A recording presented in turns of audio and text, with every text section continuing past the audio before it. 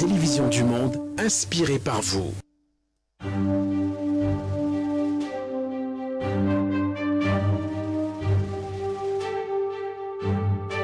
LTM, la télévision du monde, inspirée par vous.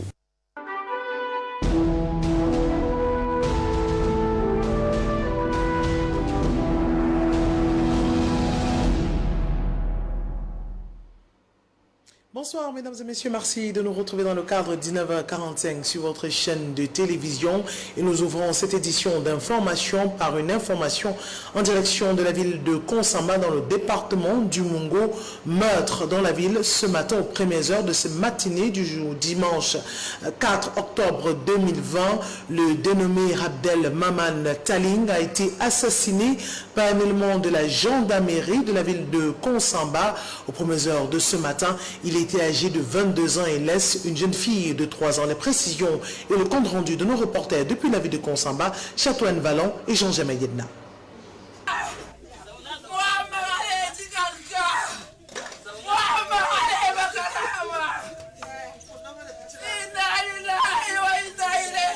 L'émotion est grande et la douleur a son paroxysme au domicile du défunt, 6 au quartier Saint, non loin de la grande mosquée centrale de la ville de Konsamba.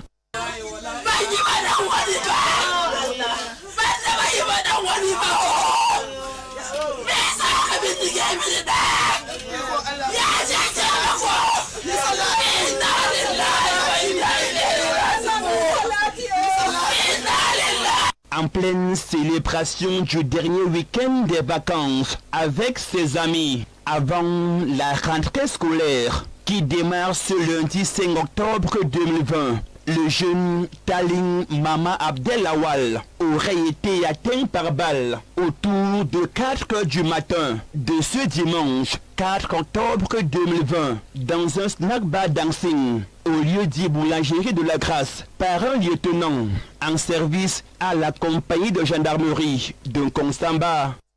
À midi, on le met dans l'ambulance pour l'amener soi-disant à Douala. Arrivé en route, on s'arrête à Djombe. C'était pourquoi? Il était déjà mort. On met les militaires pour l'accompagner, on met tout. On les accompagne. La mère de l'enfant même. La mère de l'enfant n'est pas au courant. Elle arrive, elle dit que c'est son fils dans l'ambulance. On dit que non, ce n'est pas ton enfant. Elle crie, elle dit que c'est mon enfant. On lui dit non. Pourquoi? Parce qu'ils ont déjà tué, ils ont fini avec.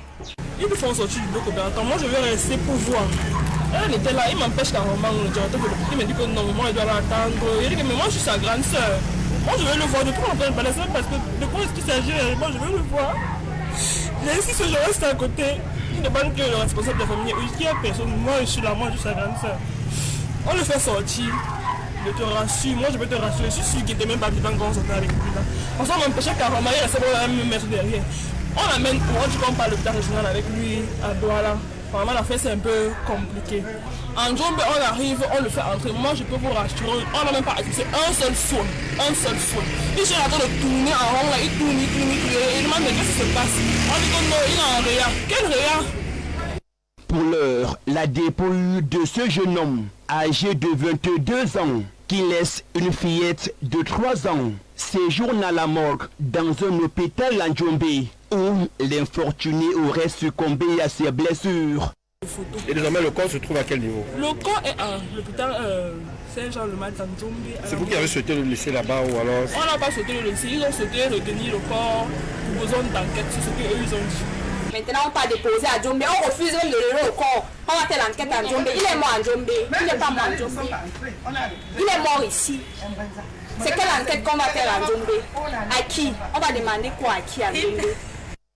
Une enquête a été ouverte afin de déterminer les causes exactes de cet autre meurtre dans la ville de Konsamba. Et pendant ce temps, la famille durement éprouvée exige la dépouille du jeune Taling Mama Abdel Awal pour inhumation dans le strict respect de la tradition musulmane.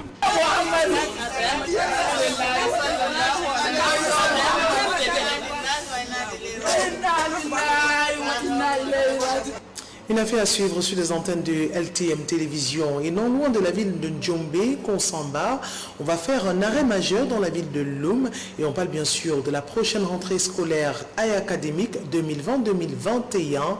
Et les parents d'élèves sont préparés pour ce retour des classes. Mais le constat fait par notre reporter Zobel Apollinaire Bon est que les différents espaces marchands qui mettent en exergue ou en avant les fournitures scolaires et autres sont sans preneur.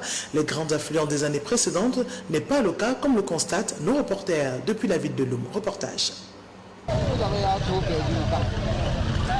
À quelques jours seulement de la reprise des cours, l'heure est au préparatif dans la ville de Loum, département du Mungo. L'achat des fournitures par les parents reste une épine dans leurs chaussures.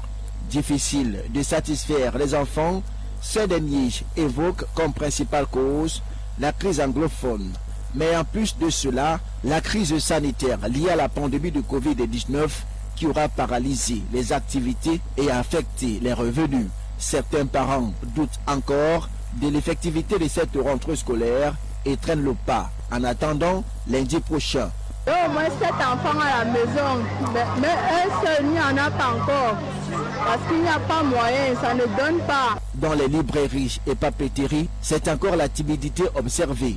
Les parents n'affluent pas encore, ce qui affecte énormément les commerçants qui avaient fait des prêts pour investir. Ils espèrent tout de même que les choses changeront d'ici lundi prochain. Les gens ont peur qu'après avoir acheté les fournitures scolaires, on puisse annoncer qu'il n'y aura pas rentrée scolaire et tout. Et nous espérons bien que d'ici lundi, l'école ayant commencé, les parents vont se mobiliser. Quand la rentrée arrive comme ça, là, nous on fait les prêts bancaires avec majoration et des dates bien précises. On a le recouvrement à faire. Déjà quand on a fait certains prêts bancaires et qu'on sait qu'on doit rembourser à telle période et qu'en faisant ces prêts, on tient compte de la rentrée qui était le 5 et que les parents ne viennent pas encore. Ça veut dire que la vente serait... les achats vont se faire en principe à dents de scie et on aura des problèmes avec les remboursements. Pour les élèves, beaucoup sont stressés car ne savent pas comment cette rentrée scolaire sera organisée. Ils restent tout de même conscients par rapport aux mesures barrières édictées par le gouvernement pour barrer la voie à la pandémie du Covid-19 dans les établissements scolaires. Et 45 écoles primaires et maternelles publiques dans l'arrondissement de Fumboit préparent sereinement la rentrée des classes 2020-2021. C'est à la suite de la remise du paquet minimum qui s'inscrit dans le cadre du transfert des compétences du ministère de l'Éducation de base aux différentes administrations. Le compte rendu de Patrick Ngoignan et Hébé Kouamou. 45 écoles primaires et maternelles publiques de l'arrondissement de Fumboit reçoivent de la commune du matériel didactique accompagné du matériel d'hygiène, des boîtes à pharmacie contenant des produits de premier secours et des tables bancs et du matériel de sport. Ceci à la grande satisfaction des bénéficiaires. Merci grandement, merci à M. le maire pour cette promptitude qui, à ce moment où nous commençons l'école, avait déjà tout le paquet nécessaire pour les enseignants. Ça va permettre à ce que nous boostons au moins les enseignants pour qu'ils puissent bien faire leur travail et permettre aussi à nos petits-enfants qui déjà manquaient de tables bancs de pouvoir s'asseoir aisément. Toujours dans la même veine, l'exécutif municipal de Fumboit a procédé à la distribution de 4500 cahiers à 261 enfants déplacés internes de l'arrondissement venant des régions du Nozo. Chacun qui se déplace et qui n'est pas chez lui, même s'il est riche, il n'est pas riche. Et c'est pour ça que nous avons voulu nous associer à eux. La commune de Fumboit a voulu s'associer à ses parents et d'aucuns qui sont déjà des orphelins, les donner à chaque enfant un nombre de cahiers pour toute l'année scolaire. Je puis vous assurer que dans notre arrondissement, tout est fait prêt pour que lundi à 7h30, que les enseignements commencent. Parce que nous avons tenu notre réunion générale de rentrée. Nous avons donné des instructions venues de la hiérarchie. Nous sommes en train de les suivre sur le terrain. Et aujourd'hui, il y a le paquet minimum que le directeur décharge avec les tables bancs. Et demain, les adjoints vont décharger les cahiers de préparation et les curricula pour se mettre au travail pour que lundi à 7h30, que les enseignements commencent. Pour le premier magistrat de la commune de Fumboit, il est question de rehausser le taux de scolarisation dans l'arrondissement éponyme. Manou Diki, sous-préfet de l'arrondissement de Fumboit, a salué ces gestes du gouvernement de la République et a demandé aux bénéficiaires d'en faire bon usage afin de dispenser aux apprenants des enseignements de qualité pour des meilleurs résultats. Ils seront nombreux certainement dès ce lundi matin à retrouver le chemin des classes. Mais pour l'instant, on constate encore certains parents d'élèves et élèves qui traînent le pas. Ceux-ci se retrouvent du côté des agents dans la ville de Bafoussam pour regagner les villes principales d'Ouala et Yaoundé, comme le constate notre reporter Ebek Kwamo, et des déplacements qui se font sans égard concernant les mesures barrières dictées par le gouvernement camerounais et l'Organisation mondiale de la santé, normalement, ou notamment les mesures de distanciation. Comme le constate Ebek Kwamo, il vous propose un reportage sur le retour des vacances sans respect des mesures barrières. Grande influence dans les agences de voyage et gares routières de la ville de Bafoussam. Le flux de passagers s'intensifie de jour en jour avec le retour des enfants dans leurs différents domiciles. C'est la fin des vacances. Après la période bien savourée de ces vacances, ces élèves s'activent pour allier la ville de résidence abritant leur établissement scolaire. Pour partir cultiver au champ et pour jouer beaucoup. Je pars à Bala pour voir le reste de mes parents et pour reprendre l'école. On était au village pour cultiver et récolter les arachides et le maïs. On rentre chez nous à Yaoundé. Des départs et des arrivées sont enregistrés au quotidien. Du coup, les agences de voyage ne désemplissent plus. Pour avoir un ticket de voyage, il faut faire preuve de patience car de longues queues sont visibles devant les guichets. Des conseils sont donnés aux passagers une fois embarqués avant chaque départ. Ne permettez pas que les enfants envoient les mains à l'extérieur. De peur qu'au croisement, qu'ils subissent des chocs.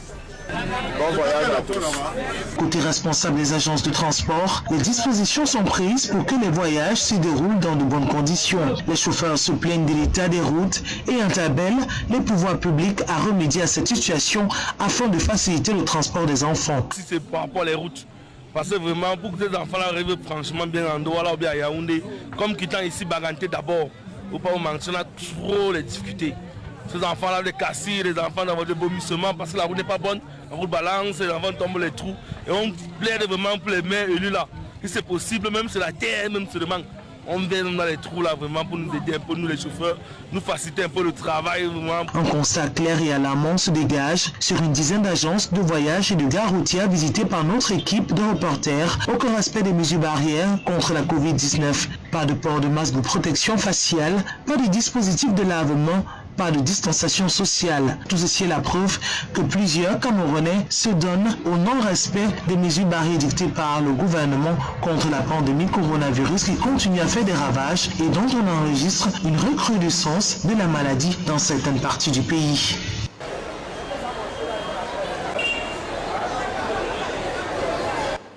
Et cette rentrée de classe qui démarre dans un contexte marqué par la pandémie à coronavirus, comme c'est le cas constaté par certains parents d'élèves de la ville de Baganté, située dans le département du Ndé, dans l'ouest Cameroun. Ceux-ci, eux aussi, traînent le pas et on constate par certains marchands de livres communément ou trivialement appelés poteaux ou librairies ambulantes et ces propriétaires de papeterie qui font état de ce que les clients se font rares, les parents sortent en sang et les fournitures scolaires et manuels scolaires sont exposés sans preneur. Compte rendu d'Oscar Akumtata. À quelques jours de la rentrée scolaire du 5 octobre prochain, la communauté éducative de Baganté peine à mettre les bouchées doubles pour un bon début des cours. L'ambiance dans les librairies et papeteries, les poteaux, ateliers de couture et autres espaces marchands laisse à désirer sur cette rentrée scolaire. On ne prépare pas comme dans les autres villes. Ici, la rentrée se prépare à la rentrée même. Donc c'est à ce moment-là qu'il commence à avoir de l'embouteillage. Mais pour le moment, on est juste là pour informer, en fait, donc que les gens mettent en tête qu'il y a déjà tout, il y a déjà les cahiers, il y a déjà les livres, il y a les fournitures scolaires. Bon, pour le moment, l'ambiance est morose. À quelques jours seulement de cette rentrée de classe session 2020-2021, l'heure est au dernier réglage Pourtant, les coins et recoins des rues de la ville de Baganté sont bondés de fournitures scolaires et autres matériels didactiques. Les lieux de forte affluence, communément appelés poteaux, où sont vendus les livres de seconde main, sont dans un calme total. Pas un seul client à vue, ni parents d'élèves. Cette année, ils attirent moins les foules dans les librairies, les livres et autres matériels sont pour le moment les ornements en attendant des clients potentiels, ces parents qui se préparent à la dernière minute. Nous ne sommes pas les parents en fait. Moi particulièrement, je ne suis pas prête pour la rentrée. C'est maintenant que je viens voir la couturière pour chercher les tenues que les enfants vont porter. Les boutiques achalandées des tenues des différents établissements scolaires sont toujours sans visiteurs. Certains parents et gérants des librairies ainsi que les vendeurs des livres de seconde main s'accordent à dire que c'est à cause de la pandémie coronavirus que les préparatifs de la rentrée scolaire 2020-2021 évoluent timidement dans la ville de Baganté. C'est signalé. C'est depuis presque une semaine que nous sommes là. Rien ne bouge. Bon, nous attendons. Par rapport à l'an passé, on peut dire que bon, ça a eu trop de changements. Changements dans le côté négatif. Le côté négatif, bon, ça veut dire que bon, l'an passé, il y a eu quand même affluence à moins une semaine. Nous avons beaucoup de doutes en raison du contexte actuel du Covid-19. Vraiment, nous hésitons, mais les enfants vont aller à l'école et nous résistons un peu. On va s'arrimer à la volonté de l'État. Pour d'autres, le changement des livres désormais hors programme constitue une difficulté pour les parents d'élèves qui n'ont pas assez de moyens. Et les responsables des enseignements secondaires dans la ville de Garoua, située dans la région du Nord Cameroun, ont tenu la réunion sectorielle en prélude à la rentrée scolaire du 5 octobre 2020. Une réunion qui a permis de faire le bilan de l'année écoulée, mais surtout mettre les bases de la nouvelle année qui arrive à grands pas. Les précisions de Zobel Apollinaire Bon et Saïdou Foncier depuis la ville de Garoua.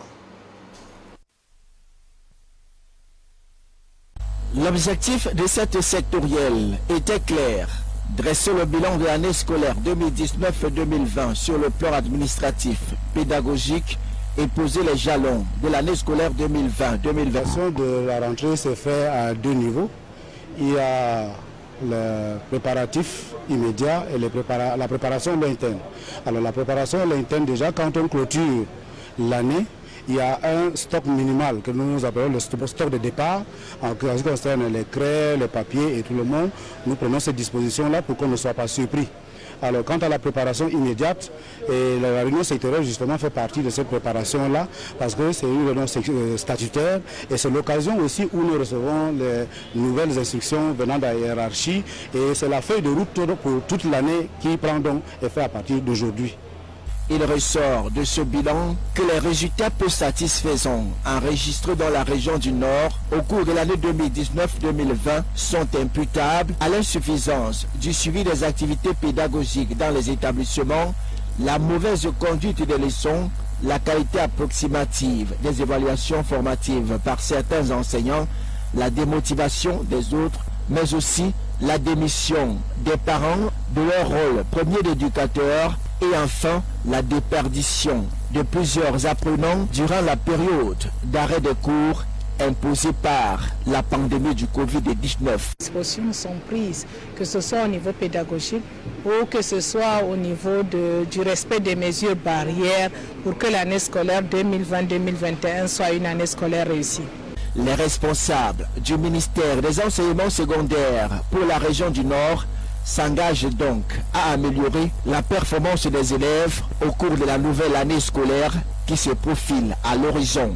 Les difficultés qui auraient dû être celles de l'achèvement de l'année 2019-2020 sont amoindries, puisque nous avons eu l'expérience pour achever l'année scolaire précédente et certainement les enseignants, le corps administratif sont parés avec l'expérience consolidée pour gérer les détails de l'année académique 2020-2021. Cette réunion sectorielle a été présidée par l'inspecteur des services régionaux du Nord, Simon Sorbet, représentant du gouverneur de la région du Nord. Et les responsables à charge de l'éducation supérieure secondaire aussi dans la ville de Marois, située dans la région de l'extrême nord, ont tenu leur réunion sectorielle. Question d'évaluer les dégâts, mais aussi l'importance de ce retour des classes compte tenu d'un contexte marqué par la pandémie à coronavirus. Et nos correspondants depuis la ville de Marois vous dressent le compte rendu de cette réunion sectorielle qui s'est tenue il y a quelques jours. Reportage. Durant l'année scolaire 2019-2020 qui s'est achevée, 218 477 élèves ont été régulièrement inscrits dans 379 établissements d'enseignement secondaire et encadrés par 8 349 enseignants dans la région de l'extrême nord. L'affiche des résultats de différents examens officiels de la session 2020 classe la région la plus septentrionale du Cameroun parmi les derniers de la classe, hormis le BEPC bilingue, où curieusement, l'extrême nord est la seule région qui a engrangé de bons points cette année. La région de l'extrême nord, bien que mal classée, fait son petit bonhomme de chemin en progressant chaque fois dans le pourcentage de réussite. Ce qui a fait que, comme disait monsieur le gouverneur tout à l'heure, relayant ce que la hiérarchie reconnaît, c'est d'abord cette progression constante dans la région. Alors, ce qui fait problème, c'est un ensemble de facteurs. On ne saurait dire que voici en singulier ce qui fait problème. Nous avons l'insuffisance des enseignants, c'est vrai. Nous avons l'insuffisance, n'est-ce pas, des infrastructures, c'est vrai aussi. Mais il faut que l'encadrement des parents, n'est-ce pas, accompagne directement l'élève. Et c'est pour rectifier le tir, et ce malgré la menace permanente des attaques des éléments de Boko Haram, avec des actes horribles, accompagnés des enlèvements, avec des monts de rançon, que le gouverneur de la région de l'extrême nord, Midi Yawabakari, qui présidait cette sectorielle, a invité les responsables des enseignements secondaires à multiplier des efforts afin, même dans ce contexte particulier, marqué par la pandémie à coronavirus, de laver l'affront de ce classement qui n'honore pas cette partie du pays. Ce qui a été fait, c'est que des progrès ont été réalisés. Parce que nous avons eu en constaté, il y a eu un taux de progression de l'ordre de 15 à 20%. Dans un contexte que vous connaissez très bien de Covid-19, mais également d'inondations, sans occulter les affres dans cette Boko Haram. Donc, c'est rare pour nous, quoi qu'on dise, il est honorable. Mais tout de même, nous appelons le staff, les encadreurs à tous les niveaux, à aller de l'avant, à fournir davantage d'efforts pour que nous demeurions dans cette progression. Donc, tous les chefs d'établissement se sont mis au travail pour préparer cette rentrée Covid-19. Et c'est un défi à relever. En ce qui me concerne, j'ai déjà apprêté des emplois de temps, j'ai déjà apprêté les services des professeurs et tout le monde, tous les enseignants ont déjà pris service. Tout ce qui reste maintenant, c'est de venir lancer les cours lundi. Et je suis sûr, puisqu'ils ont relevé le défi le 30 juin passé, et je suis sûr qu'ils vont encore relever le défi le 5 octobre prochain. Le corps enseignant de l'extrême nord Cameroun s'est séparé avec l'espoir de tenir la promesse faite au patron de la région.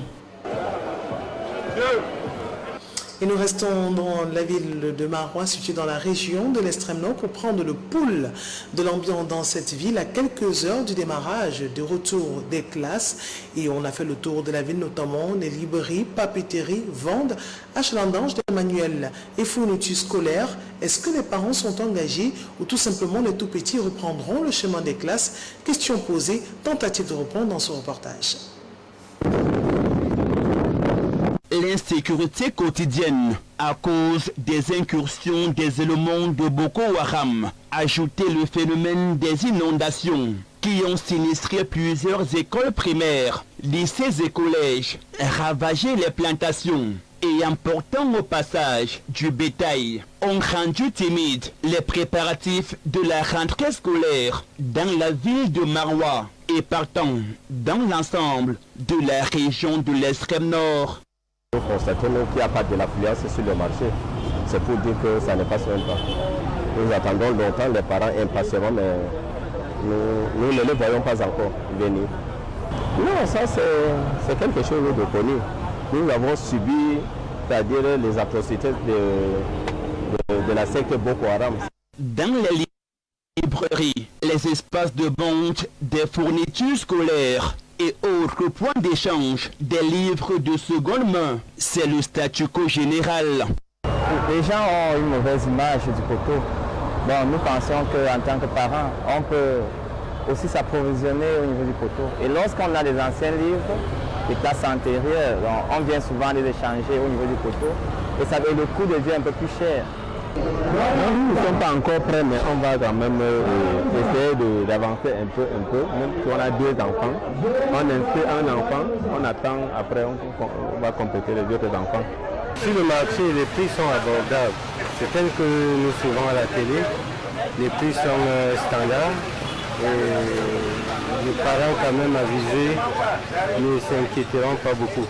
Dans les agences de voyage, les terminaux grouillent de monde. Passer près de 6 mois de vacances pour certains et 3 pour d'autres. Ces élèves ont hâte de retrouver leurs résidences respectives. Et en pareille circonstance, des dispositions sécurité ont été prises pour parer à toute éventualité. Ici, pour nos bagages, on a le détecteur des bagages. Parce qu'on a peur qu'on nous amène des bagages qui sont suspects. La fois passée, on avait vu à Yaoundé, il y avait des bagages qu'on avait mis dans un sous d'un bus. On a fait une assise avec notre préfet, Diamara Centre, qui nous a vraiment précisé qu'il faut toujours avoir des détecteurs. On a un cellule logistique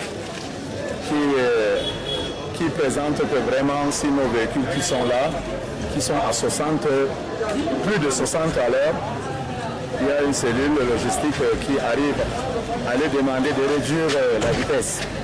Quelle que soit l'ambiance qui prévaut à Maroua, comme partout ailleurs au Cameroun, le train de la rentrée scolaire 2020-2021 quitte officiellement la gare ce lundi 5 octobre. Et nous restons avec vous, Jean-Germain Yenna, mais nous retournons dans la ville de Konsamba, située dans le département du Mongo, pour s'intéresser à ces librairies et vendeurs des livres de seconde main qui se rongent les pouces en cette veille de rentrée scolaire. Les boutiques H&D, pour qui ont mis en exergue les livres, ne trouvent toujours pas de preneurs. Les clients se font rares. Le compte rendu de Jean-Germain Yenna et Châteauane Ballon. En Konsamba, dans le chef-lieu du département du Mungu, bien qu'achalandé en cette période de rentrée scolaire, les librairies n'attirent pas les foules, comparativement aux années précédentes. Ça, c'est une rentrée très difficile. On ne sait même pas s'il y aura rentrée, parce que depuis qu'on attend, les parents ne viennent pas. Il y a quelques-uns qui arrivent, ils demandent les prix, ils repartent. Vraiment, ça, c'est difficile. On n'a jamais vu ça. Au sein de ma librairie, elle est vraiment morose. Et je ne sais pas si elle est vraiment générale ou si c'est seulement chez moi. L'affluence des parents, ça veut dire que c'est parce que les parents ne viennent pas. Même rendu à la veille des carillons de la rentrée scolaire 2020-2021, les manuels scolaires en général et particulièrement les livres attendent toujours preneurs dans ces nombreux points de vente de la ville de Konsamba. Non, on ne se frotte pas les mains vraiment cette année. On est inquiet. Vous savez que les libraires sont souvent endettés. On ne sait pas si on pourra même payer les dettes. C'est pour ça que c'est trop difficile, trop difficile. Les parents qui viennent non seulement demander les livres qui ont été changés. Or, les mêmes parents pouvaient déjà même commencer à demander les cahiers. Même ces cahiers, on ne les achète pas. C'est là où on ne comprend pas. Ambiance similaire chez les vendeurs des livres de seconde main. Même le poteau est réservé pour les moins nantis, n'attire pas les clients. En cette veille de reprise des classes. Non, il n'y a pas encore l'ambiance. Mais nous vivons dans l'espoir. Les parents viendront. Et un consomme a sa particularité seule. C'est très mort vraiment. Les parents, depuis qu'on change les livres tous les ans, sont découragés. On avait mis les livres au programme jusqu'à 5 ans. Cette année, on nous dit que de la maternelle au CP, les livres sont changés. Pourtant, on a mis les livres au programme il y a 3 ans que c'était pour 5 ans. Donc ça décourage les parents. Les parents attendent que les enfants partent prendre les listes en classe pour revenir payer les livres. Nous attendons toujours parce que le professeur, parfois tu achètes les livres, tu arrives, le professeur te dit que tous les livres que tu as achetés sont au programme. Lui-même prend sur lui de faire une autre liste et donner aux enfants pour qu'ils puissent acheter ces livres-là. Donc c'est pour cela que nous attendons toujours la liste définitive pour pouvoir acheter les livres. La crise sanitaire liée à la pandémie du Covid-19 qui secoue le monde entier. Depuis quelques mois, le Cameroun y compris, venu se greffer à la conjoncture économique actuelle, a considérablement fragilisé les préparatifs de la rentrée scolaire, où parents et opérateurs économiques ne savent plus à quel sein se vouer.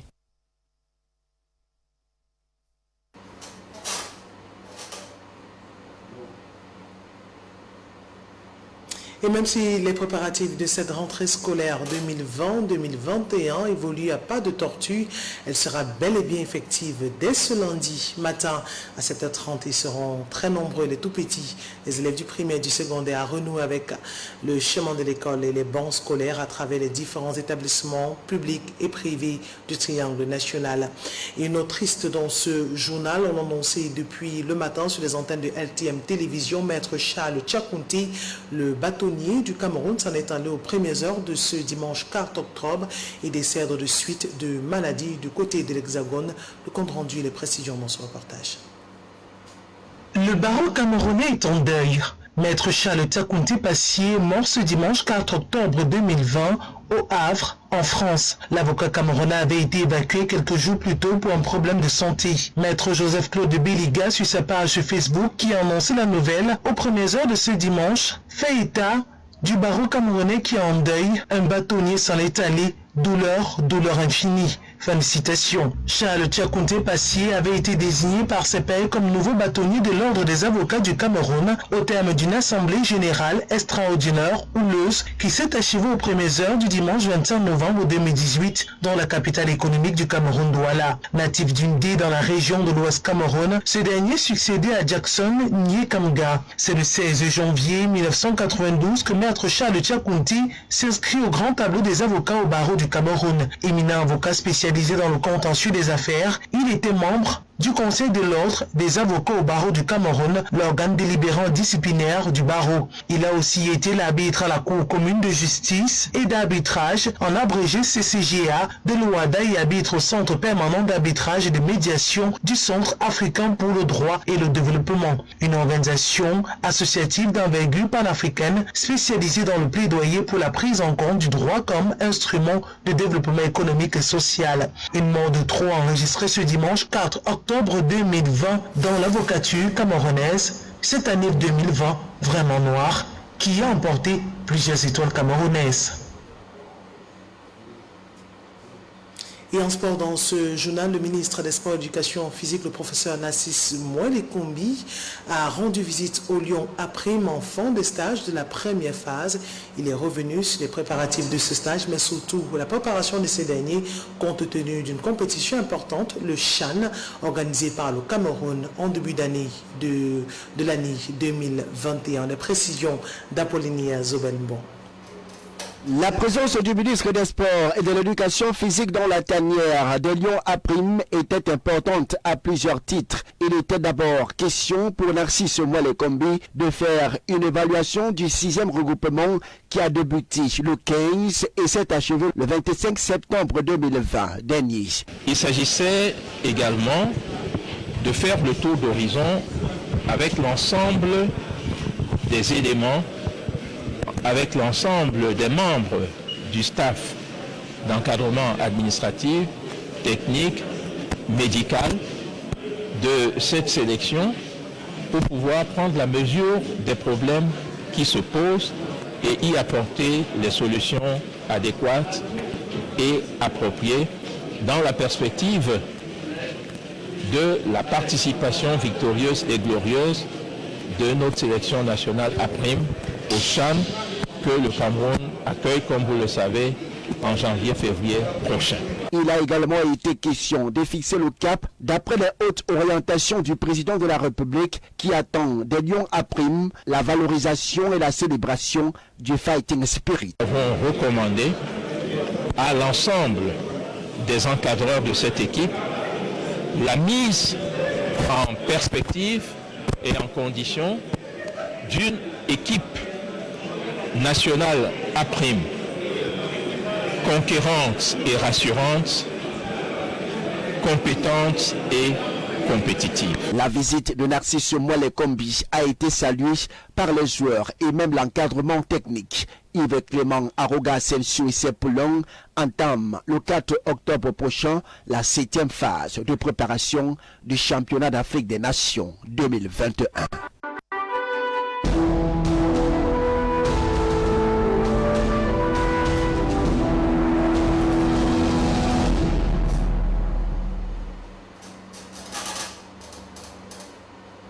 Et à Madagascar, la lutte contre la pandémie à coronavirus s'intensifie. Cette fois-ci, la transformation de la tisane miracle déclinée en gélules. France 24. Des gélules orange couleur présidentielle sorties de machines rutilantes. C'est la dernière réalisation du président malgache, le CVO+, un remède préventif contre le Covid-19 à base d'artémisinine et d'huile essentielle de Ravinsar, une plante médicinale malgache. Devant un parterre de hautes personnalités, le président ne cache pas sa joie. Quant aux inquiétudes sur l'efficacité, elles sont rapidement balayées. Écoutez, nous avons suivi les étapes, les essais cliniques, et actuellement, ça a été prouvé scientifiquement. Nous avons fait tout ce qui est test de toxicité. Nous avons inauguré l'usine aujourd'hui qui est une fierté nationale, fierté des Malagasy et fierté également de l'Afrique. Il y a quelques mois à peine, les autorités ne juraient que par le Covid Organix, dit CVO, un remède traditionnel amélioré, plus artisanal, à base d'artémisia, distribué gratuitement aux plus vulnérables. Comme Aïngounirine, lessiveuse de 32 ans et mère de 4 enfants, plus de 7 millions de Malgaches auraient reçu la fameuse tisane, présentée comme un remède miracle contre le coronavirus. Je n'arrive déjà pas à nourrir mes enfants. Alors comment voulez-vous que je dépense 1,50 € pour du CVO? Alors qu'il est censé être au cœur de la riposte sanitaire, le remède est proposé comme un complément seulement aux médicaments conventionnels. Il n'est pas obligatoire pour les malades. On les distribue toujours avec d'autres médicaments. Explique bien aux gens, voici les médicaments et voici les CVO qui va avec. Le président malgache en est convaincu. Le CVO a permis de limiter la propagation du virus. Pour ce député de l'opposition, un des rares à critiquer ouvertement le remède présidentiel, les médecins sont censurés. Il y a eu des peurs, il y a eu des menaces, il y a eu des arrestations de professeurs en médecine autour de tout ça. C'est la raison pour laquelle les personnels de santé ont peur de polémiquer sur le CVO. L'objectif du président, exporter ces nouvelles gélules anti-Covid-19 dans le monde entier. Et c'est avec cette information que nous reformons cette édition de l'actualité. Retrouvez les journaux télévisés sur LTM ce lundi 5 octobre 2020 dans le cadre de la matinale à 7h55, à 13h le journal de la mi-journée, 17h30 le journal de la langue anglaise et à 19h45 le grand format de l'édition de l'information. Sur ce, je vous souhaite de passer une excellente soirée à l'écoute de nos programmes. Au revoir à tous et bonne rentrée scolaire à tous les élèves.